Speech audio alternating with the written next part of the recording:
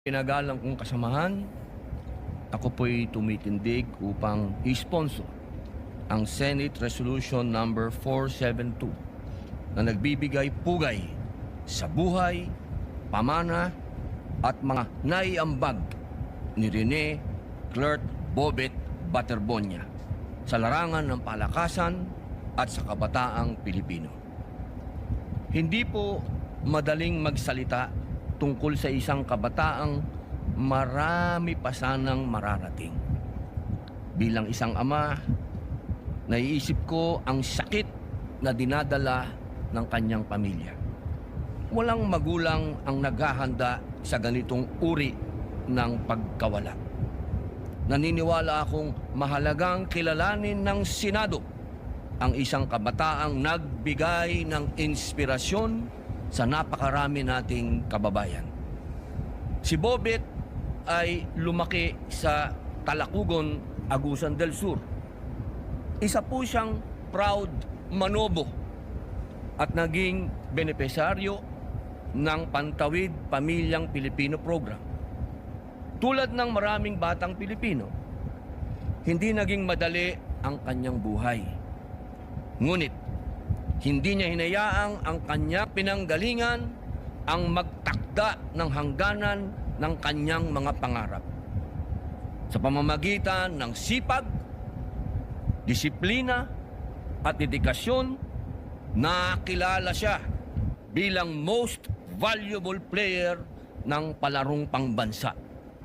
Nagwagi ng gintong medalya sa ASEAN School Games at kalaunan ay nabigyan ng pagkakataon na maging bahagi ng Ateneo Blue Eagles.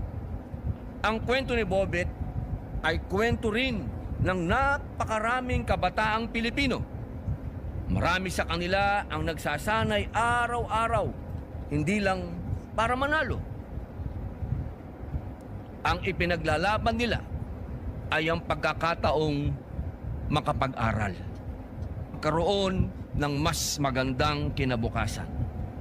Ang pamana ni Bobet, ipinakita niyang walang maliit na probinsya at walang simpleng pinagmulan para sa taong handang magsikap para maabot ang pangarap. Sa pamamagitan ng Senate Resolution 472, hindi lamang natin inaalala ang isang mahusay na atleta. Kinikilala rin natin ang bawat kabataang Pilipino na pinipiling magsikap, maging disiplinado, at gamitin ang kanilang talento upang makapagbigay ng dangal sa kanilang pamilya at sa ating bayan. Naway magsilbi rin kaunting ginhawa sa kanyang pamilya ang pagkilalang ito.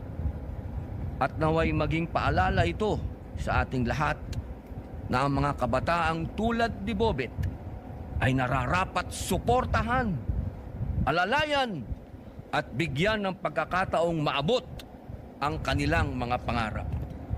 Dahil dito, buong paggalang kong hinihiling sa ating mga mahal na kasama ang agarang pag-adapt ng Senate Resolution number 472. Maraming salamat po.